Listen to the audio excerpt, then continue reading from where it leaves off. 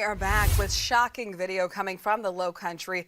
This shows a tornado picking up a car effortlessly and throwing it as Tropical Storm Idalia moved through Goose Creek. This was on Wednesday. This is right near Charleston. And inside of that car was a young pregnant woman who miraculously, Ashley, she made it out alive. Just 21 years old, Blair Sable talked with her after surviving that tornado that flipped her car in a matter of seconds.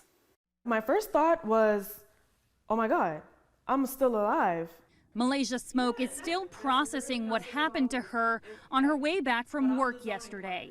Let out early to avoid the worst of Idalia, she never saw the tornado coming.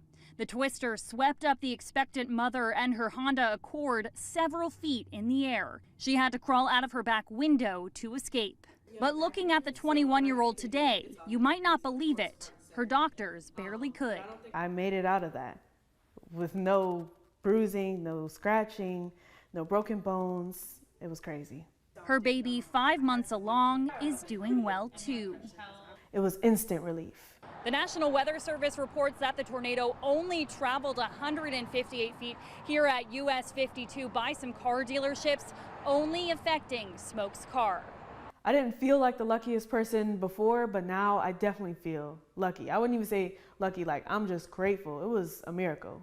Someone was looking over me. Smoke is now taking it easy and counting her blessings.